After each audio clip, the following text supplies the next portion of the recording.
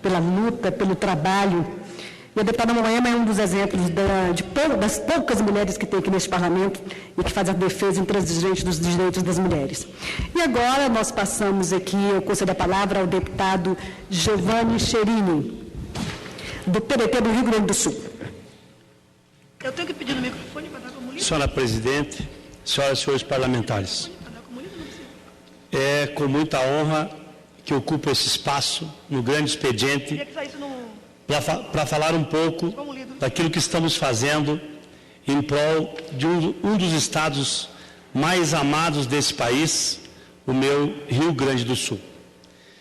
Com a responsabilidade de ter feito 115.294 votos, condição que me tornou o mais votado para deputado federal da história do PDT no meu estado.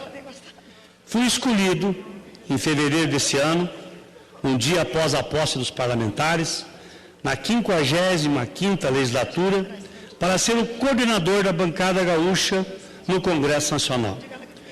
O que significa dizer? Defender a miúde os interesses do meu estado. Estou ocupando esse cargo com muita responsabilidade e me empenhando ao máximo para responder à sociedade gaúcha com êxito às demandas em comum entre 31 deputados federais e 3 senadores do meu Rio Grande do Sul. Logo no início dos nossos encontros, traçamos os objetivos e trabalhamos alinhados para cumpri-los da melhor maneira. Creio que o diferencial da bancada gaúcha no Congresso Nacional em 2015 esteja sendo a assiduidade e a bela frequência da maioria dos colegas parlamentares nos encontros que decidimos ser semanais, todas as terças-feiras à tarde, em algum dos plenários desta casa, nós fizemos reunião da bancada gaúcha no Congresso Nacional. Não é novidade para a população brasileira, principalmente para o povo gaúcho. A desequilibrada crise financeira, estrutural e política que estamos passando no nosso estado. Por esse motivo, nossa convicção é de que trabalhamos para todos, independente de partido político, estamos agindo em defesa do Rio Grande do Sul. Primeiro item na nossa pauta, resolver o problema financeiro e estrutural do nosso Rio Grande do Sul. Nos 5 meses de coordenação da bancada gaúcha, no Congresso Nacional, posso citar, resumidamente, um pouco da caminhada alcançada neste curto espaço de tempo. Recebemos o governador José Ivo Sartori, o vice-governador José Paulo Cairoli, o prefeito de Porto Alegre, José Fortunati, que nos pediram ações, ajudas conjuntas da bancada gaúcha para resolver os assuntos do Estado. Com o governo estadual, reforço que foram vários encontros em Brasília e no Palácio Piratini, em Porto Alegre, onde tratamos principalmente das dificuldades financeiras e da crise da saúde. Também recebemos inúmeros prefeitos, vice-prefeitos e vereadores nas nossas reuniões semanais. Eles estão desesperados com a situação dos municípios gaúchos. Realizamos audiências no Supremo Tribunal Federal com o presidente e ministro Ricardo Lewandowski, para tratar do processo de distribuição dos royalties do petróleo. Os estados estão ansiosos. Nós precisamos que o Supremo Tribunal Federal decida e nós torcemos que seja a favor deste plenário. Esse plenário aprovou que o petróleo é nosso, é do Brasil, não é de alguns estados. Desenvolvemos ações com a FAMURS em prol das questões conjuntas dos municípios. Estamos apoiando incondicionalmente a Emater na questão de manter a sua filantropia e, com isso, continuar prestando o grande trabalho junto aos milhares de agricultores do Estado. O presidente da Emater, Clair Kuhn, o secretário de Agricultura do Rio Grande do Sul, Tarcísio Mineto, e também o presidente dos sindicatos técnicos agrícolas, Roberto Reck, reconhecem o esforço e o apoio da bancada gaúcha. Por isso, Tarcísio Mineto, que é o secretário de Desenvolvimento Rural, estiveram aqui na nossa bancada gaúcha. Sobre esse assunto, teremos amanhã uma audiência no Superior Tribunal de Justiça, com a ministra Regina Helena Costa. Em questão, o recurso especial número 151.946, da Ascar Emater, que pode decidir os destinos da filantropia da nossa Emater.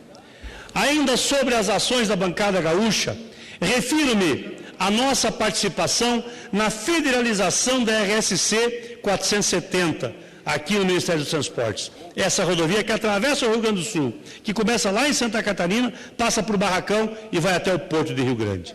Estamos apoiando a região do sul do estado, na questão do polo naval do Rio Grande, onde se verifica um caos criado na sociedade e na economia da região, em função de aproximadamente 20 mil desempregados no polo naval de Rio Grande.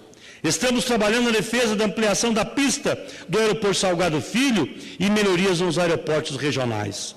Também estamos lutando com unhas e dentes pela nossa ponte, a nossa nova ponte do Guaíba, que vai desenvolver mais ainda a região sul do estado. Realizamos várias ações junto ao governo federal, em razão da greve dos caminhoneiros. A duplicação e mudança de velocidade nas estradas federais do Rio Grande do Sul, BR-116, Porto Alegre a Pelotas, BR-386, Porto Alegre a Iraí, BR-290, de Porto Alegre a Santa Maria.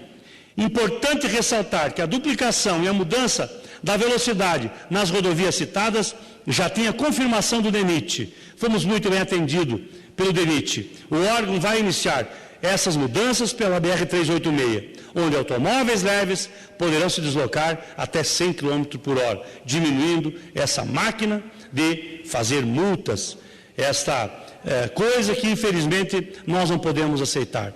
O trânsito tem que fluir, tem que andar. Não se pode uma rodovia duplicada ter uma velocidade de 80 por hora e uma rodovia não duplicada, como acontece lá a 80 por hora no automóvel.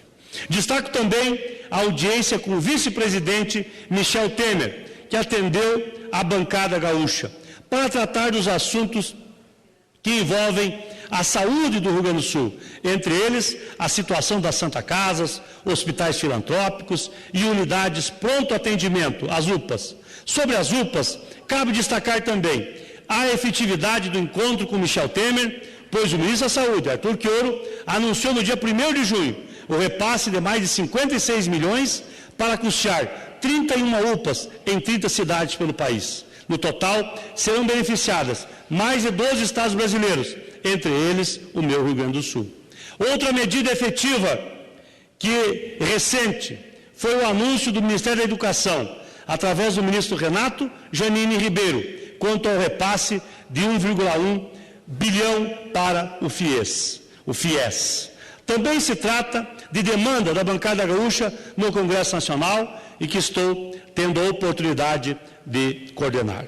E amanhã, a tradicional reunião da nossa bancada terá como tema a reforma do Código Penal. Às 17 horas, os parlamentares gaúchos se reunirão com o Grupo da Paz do município de Novo Hamburgo. Em pauta, a discussão sobre a reforma do Código Penal brasileiro, com ênfase pelo fim do regime semiaberto no Brasil. Também serão abordados as ações para a promoção da paz. Eles têm uma tese que fizeram pesquisas e estão trazendo para a nossa bancada de que o semiaberto no Brasil é um dos maiores problemas prisional brasileiro. Para finalizar esse pequeno relato das ações da bancada gaúcha, cito ainda a renegociação das dívidas do Estado, defesa dos municípios, pacto federativo e apoio à energia eólica e carvão mineral. Senhora Presidente, colegas parlamentares, o pacto federativo é um tema que precisa ser engrossado nas discussões dessa Casa e também no Senado Federal. Para minha alegria, o pacto federativo já vem sendo tratado pela Câmara e o Senado, entre o senador Renan Calheiros e o presidente Eduardo Cunha e os governadores. Trata-se de uma demanda que pode salvar os municípios brasileiros, que são os mais afetados quando se diz respeito a qualquer tipo de problema ou crise. Sempre que ocorre algo negativo, e lá embaixo, na camada dos municípios, é que verdadeiramente o bicho pega. A bancada gaúcha no Congresso Nacional é defensora de um pacto federativo. Eu, como coordenador da bancada, me sinto o mais responsável para que o modelo seja revisto pelo governo federal e desafogue os estados. Sei muito bem como seria importante essa nova medida ao Rio Grande do Sul. Sei melhor ainda da sobrevida que estariam recebendo os 497 municípios gaúchos, bem como mais de 5 mil municípios brasileiros com o Pacto Federativo. O Pacto Federativo, acordo firmado entre a União e os Estados Federados, estabelece as funções, direitos, deveres da União e dos Estados. O Pacto Federativo brasileiro centraliza o poder na capital federal e distribui os recursos arrecadados de maneira injusta, gerando guerras fiscais entre os estados. Os estados são obrigados a reduzirem sua arrecadação para atrair empresas. Propomos uma reforma no Pacto Federativo que dá prioridade aos municípios. A União alega que distribui o valor arrecadado com impostos por meio de programas federais. O Pacto Federativo foi instituído em 1988, junto com a Constituição Federal. Na época, estabelecida a porcentagem que os municípios, estados, receberiam no montante total de impostos arrecadados e também quais seriam as obrigações de cada um. Porém, quase 30 anos depois, prefeitos reclamam que não têm dinheiro em caixa para investir e precisam pagar a conta de programas federais. As prefeituras precisam arcar com os custos da saúde, educação básica, iluminação e coleta de lixo. Para investir, depende de projetos do governo federal e de emendas de deputados e senadores. Aliás, depender de deputados e senadores no atual momento não é uma boa sacada, pois ainda estamos tentando entender o corte pela metade sofrido nos recursos de emendas parlamentares. Emendas impositivas é só para inglês ver, porque, na verdade, as nossas emendas foram cortadas. E quando se fala em emenda, parece que é o dinheiro para o deputado. O recurso de emenda, meus caros telespectadores da TV Câmara, recurso de emenda é dinheiro para o município, para o hospital, para a escola, para posto de saúde, para calçamento, para asfalto, para obras elementares, principalmente dos pequenos municípios. A Federação da Associação dos Municípios do Rio Grande do Sul, a FAMURS, há anos levanta a bandeira da ampliação da parcela dos municípios e dos estados no total de impostos recolhidos no país. Atualmente, o governo federal concentra 60% das receitas. Por outro lado, os governos de estado dividem 25% do bolo, enquanto as prefeituras ficam com apenas 15% dos recursos. Desde 2014, a FAMURS trabalha com a proposta de aumentar de 15% para 30% a participação dos municípios e de 25% para 30% a dos estados na divisão do bolo tributário. Com isso, senhora presidente, a União reduziria sua parcela de arrecadação de 60% para 40%, que é um bolo grandioso para a Federação Brasileira.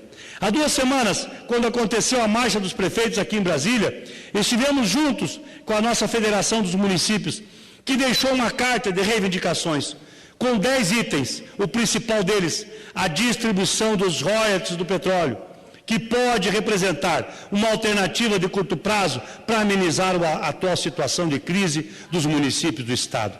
Em 2 anos, o Rio Grande do Sul deixou de receber mais de 800 milhões de reais, valor que serviria de folga para as contas das prefeituras e do governo estadual. Durante a marcha dos prefeitos, os presidentes da Câmara Federal e do Senado Federal afirmaram aos prefeitos do país que a reforma do Pacto Federativo vai ser colocada em plenário no Congresso Nacional ainda este ano. Para relembrar, a bancada gaúcha apoia os municípios e por isso também está engajada nesta votação. Senhor presidente, senhora presidente, senhores e senhoras parlamentares, acabo de completar pouco mais de 5 meses no meu 2º mandato nessa casa. Fui deputado estadual por 4 legislaturas, onde aprovei 101 leis, presidi o Parlamento Gaúcho. Além de me dedicar de forma intensa na defesa do cooperativismo, das práticas integrativas de saúde, no trabalho com jovens, a agricultura e a área social. São mais de 2 décadas vivendo intensamente a política, sempre no PDT, procurando, dentro das minhas possibilidades, auxiliar os municípios e a população gaúcha. Ao resgatar a força da bancada gaúcha no Congresso Nacional e ter a proposta de trabalhar em defesa do Rio Grande, registro o meu orgulho e a satisfação de ser o coordenador dessa seleta lista de parlamentares competentes. Represento o nosso povo em Brasília. Assim vou continuar honrando meus eleitores e o meu partido, sendo guiado também por Leonel de Moura Brizola, um mito da política brasileira, que tive a oportunidade de conhecer e obter ensinamentos. Estamos com a proposta de criar a bancada sulista no Congresso Nacional. Seremos Rio Grande do Sul, Santa Catarina e Paraná. 77 deputados, 9 senadores e já fizemos a largada. Já estamos em conversas com Mauro Mariani, coordenador da bancada gaúcha de Santa Catarina, e João Arruda, coordenador da bancada do Paraná. Nós criamos um nome, bancada sulista, como tem aqui a bancada nortista, a bancada nordestina, a bancada, enfim, diferentes estados, nós também estamos criando a nossa bancada sulista. Queremos ser uma força aqui no Congresso Nacional. Em breve estaremos fazendo uma reunião com o presidente da Câmara, deputado Eduardo Cunha, para tratar do assunto dos espaços nesta casa para as bancadas. O Rio Grande do Sul, nos últimos anos, recebeu 6,7% do dinheiro que arrecadou em impostos, 6,7% de investimento no nosso Estado. É muito pouco. Por isso nós precisamos reforçar aqui a importância dos recursos, que não haja corte de recursos para a ampliação do aeroporto Salgado Filho. Precisamos fazer mais 1 quilômetro de pista para grandes cargas. E nos próximos 30 anos nós precisamos pensar em novo aeroporto. O Rio Grande do Sul tem um aeroporto quase que no centro de Porto Alegre e que atende muito bem a população brasileira e internacional. O aeroporto Salgado Filho faz parte da nossa história. Aliás, o prefeito Fortunati tem defendido muito bem o nosso aeroporto. Mais 9 aeroportos. O nosso ministro Eliseu Padilha, que é gaúcho, defensor dos interesses do nosso Estado, já anunciou mais 9 aeroportos que terão recursos, reformas, ampliações no nosso Estado. Porque até hoje o nosso Rio Grande do Sul não tem voos para lugar nenhum, voos de rotina. É, na verdade, ainda uma necessidade premente do nosso Estado. Precisamos que a Ponte do Guaíba se transforme numa realidade. Precisamos que a BR-116, que sai de Pelotas, venha a Porto Alegre, que tenha continuidade. Tem 3 trechos parados desta rodovia, dessa duplicação. É muito importante, porque lá temos o Porto de Rio Grande logo depois e precisamos de uma estrada duplicada. Precisamos que a 386 continue, chegue até Lajeado, porque temos 3 quilômetros que estão paralisados em função de um problema indígena que foi gerado e, infelizmente, a FUNAI não libera a obra enquanto não tiver as casas dos índios prontas. Aliás, casas que serão casas maravilhosas, que terão um custo de R$350 mil cada casa para 19 comunidades, 19 famílias indígenas daquela localidade. Não somos contra os índios, mas que a FUNAI liberasse para que a obra continuasse ali e não ficasse paralisada desta BR tão importante para nós, sendo que não atinge em nada aqueles moradores, aquela comunidade indígena. Mas eles vão receber suas casas e, aliás, belas casas, com certeza, no valor de R$350 mil cada casa. Precisamos que a 386 continue até o Tiúgo e um dia, quem sabe, até Iraí, que é o final dela dentro do nosso estado. Precisamos que a 290, que sai de Porto Alegre, que já estava autorizada a duplicação até Pantano Grande, que continue até Santa Maria. São algumas obras estruturantes, importantes para o nosso Rio Grande do Sul. Nós continuamos ainda sendo um dos estados, mesmo que tenhamos recebido muitas obras do governo federal. Nós continuamos sendo um dos estados que temos o menor investimento daquilo que nós arrecadamos em relação àquilo que retorna para o Estado. Se essas obras todas forem efetivadas, com certeza vamos aumentar esse índice de 6,7% só que o Estado recebe de investimento do governo federal. Então, pacto federativo é isso, é nós pagarmos os impostos e o cidadão receber no seu município os recursos e não esse valor que hoje realmente está muito aquém de um pacto federativo que foi aprovado na Constituição de 88, aonde previa que o Estado federal receberia o valor, mas não ficaria com 60% como é hoje. E nós precisamos, o Rio Grande do Sul tem uma rede, não precisamos falar só em universidade federal, em hospital federal. Que bom que esse país pudesse proliferar de universidades federais, hospitais federais.